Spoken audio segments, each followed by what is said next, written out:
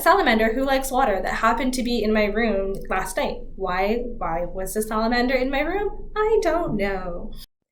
Hey everyone, welcome to my channel. My name is Kirsten. I am an expat, a life coach, and I help women to travel and move abroad and pretty much live their best life and grow through traveling and living abroad.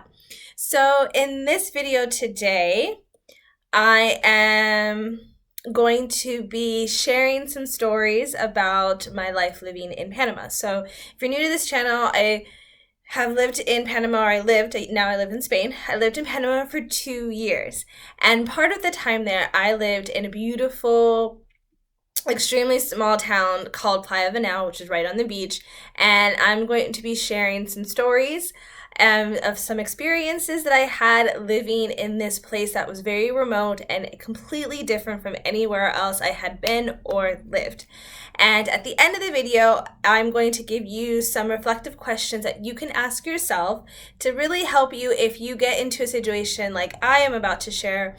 When I first moved to this new city, not really a city, a new town, I was completely overwhelmed. I had new experiences. Some were fun, some were scary, and how to kind of get through moments like that when things are not quite what you expected. Close to nature, but there is something that happens in my psyche when these animals that I see in the wild come into my living quarters, and I just freak out. So the clips that you just saw, I recorded those my first week, I believe it was, in Playa Venal. And so Panama, if you're unfamiliar with the country, it's a beautiful country, but it is primarily, a large portion of it is jungle. So where I lived, it was practically beach and jungle with a few restaurants and hostels in between. So I encountered so many different things in my room, and which was really interesting because I, from the time I was little, considered my room to be like my safe space. And when I would come home sometimes and there were unexpected or uninvited visitors in my room, it set off a lot in me and was really a big challenge for me, both just in a matter of comfort, but mentally and emotionally, because here I was, trying to go to the safe space and it was being invaded. And one time I came home and there was a spider, and I historically have had a fear of spiders. I'm a little bit better with them now because of all the interactions I've had with them. But there was a spider probably about this big, and it was like green or yellow or some strange color. And it wasn't like necessarily like by my bed, but it was kind of, when I opened the door, it was like on the wall. And so it took me a whole like 10, 15 minutes to just get up the courage to actually do something about it. And at the time, no one was home. Actually, no, my roommate was home, but she was sleeping. And so I found whatever cleaning products that we had in the house, in the apartment, and when I finally was brave enough, I went and I sprayed it I don't know how many times to try to kill it. And of course it didn't move. I made noises. I thought if I could scare it away, it would scurry away. It did not move. It was the most stubborn spider I had ever met in my entire life. And so it got to a point where it's I'm going to have to physically move it. And so I ended up finding a bucket, and then I found a stick or some utensil type thing. And I remember when after a good another 10, 15 minutes of just positive self-talk and pumping myself up, I was able to knock the spider into the bucket, and then I immediately threw the bucket out of my room and onto the front lawn. And it was evening time, and I was just whatever, it's out of the room, I'm done. And yeah, so moral of the story, if there is a moral of the story, sometimes when push comes to shove, you do what you need to do.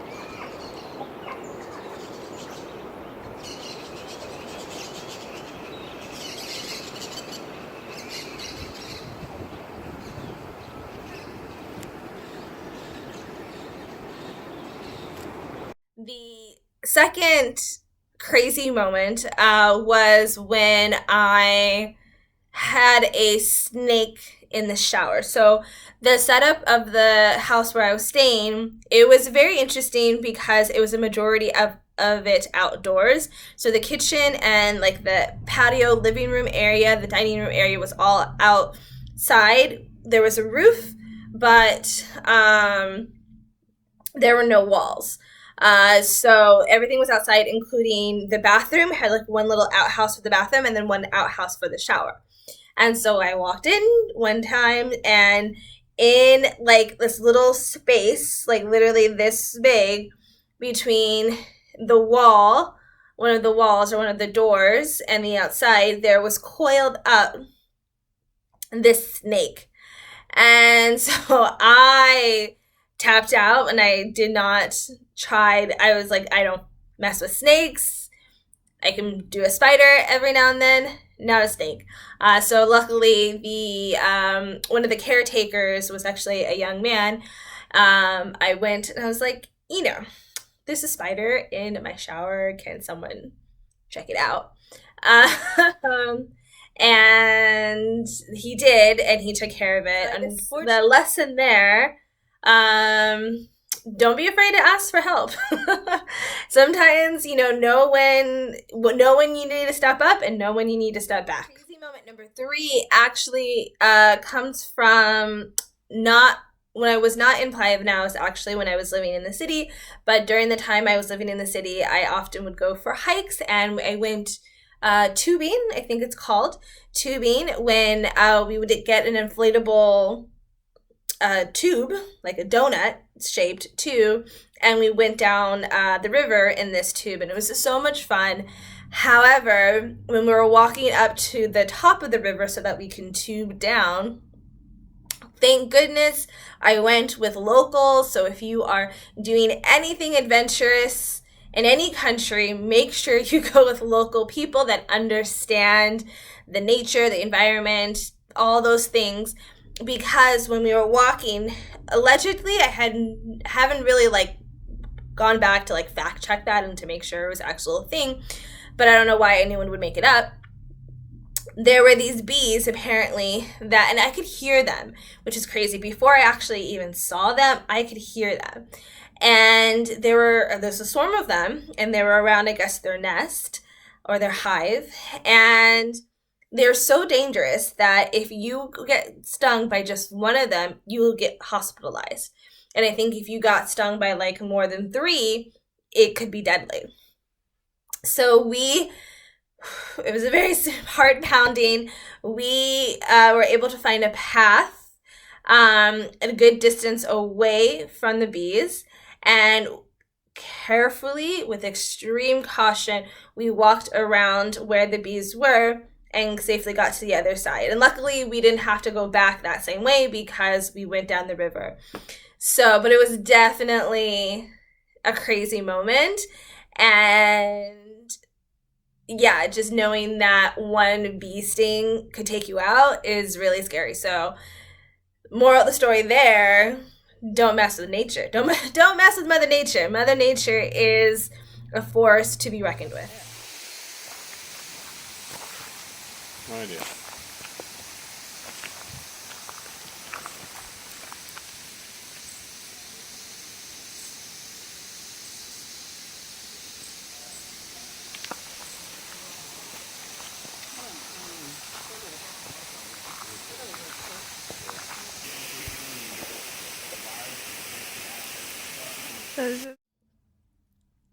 If you're liking these stories and you're liking this video, please give this video a thumbs up and hit the subscribe button for more adventures abroad and using travel as a tool for personal development.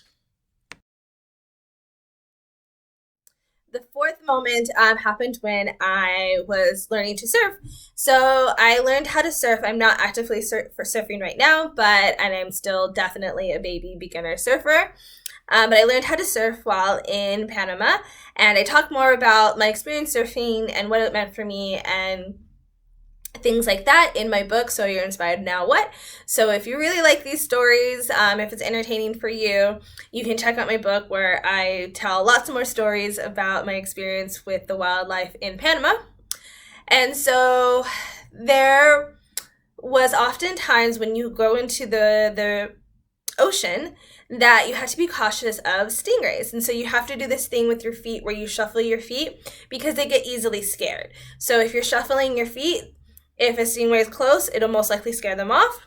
So when you're surfing, you usually have to go out, quite a ways to catch the waves. However, when you're surfing and it brings you back to the shallow end, you have to be careful. And it's happened to people before where they step off their board and they step on the tail of a stingray, which is not, it is poison. It, however, is not poisonous in a sense where it can, I think, kill you. Don't maybe fact check this, but from what I understood is that you are just going to be in extreme pain. So as I mentioned before, there were bats. And so the bats usually 96% of the time were not an issue. You could hear them often at night. They would make this like cackling sound and they would live in the walls. You would hear them, but they wouldn't bother people. You would see them when the sun started to set. They would often come out, and you would see them flying, trying to eat, trying to catch bugs. But for some reason, one bat got really brave one night and flew like within an inch of my face, so much that I could feel the wind from their wings on my cheek. Luckily, flew right away. I guess, bats are blind. I think he realized his or her mistake and did not physically touch me, which was amazing. Did not bite me, did not hurt me, so it was good. But it was a freaky experience, and it only happened once when a bat got that close to me. I think that was a very rare moment, though. So another crazy moment was when I was eating my pasta, and as I mentioned, a lot of the way that the hostel and the house that I was living in is structured is very open air. So there's not a lot of walls, and you're kind of like with the roof over your head, you're kind of outside most of the time, which is really nice. And however, at night, there are bugs, and for some reason, I just keep meeting the bold creatures of Panama. A flying cockroach, decided to fly straight into my pasta and fly out. But I remember, I feel like only when you put yourself in positions where you have to grow, do you actually grow, When you put yourself outside of that comfort zone, you have to go. And I remind myself that everything is temporary. Like one day it might be a little bit hectic, one day it'll be completely peaceful, one day it'll be calm, one day it'll be madness. So life happens, like the waves in the ocean, things come and go. So made it to the end of the video. Thank you so much for watching. And if you are someone that is thinking about moving abroad, maybe just going abroad for a extended period of time, or just even traveling for that matter, here are some questions that you can ask yourself to help you if you end up in a situation where maybe it wasn't what you expected, or things are completely different or out of your comfort zone. So the first question you can ask yourself is this something I can get used to? And I also think you can apply this to just regular day situations when maybe you are working in a new place, around new people. Ask yourself, is this something I can get used to?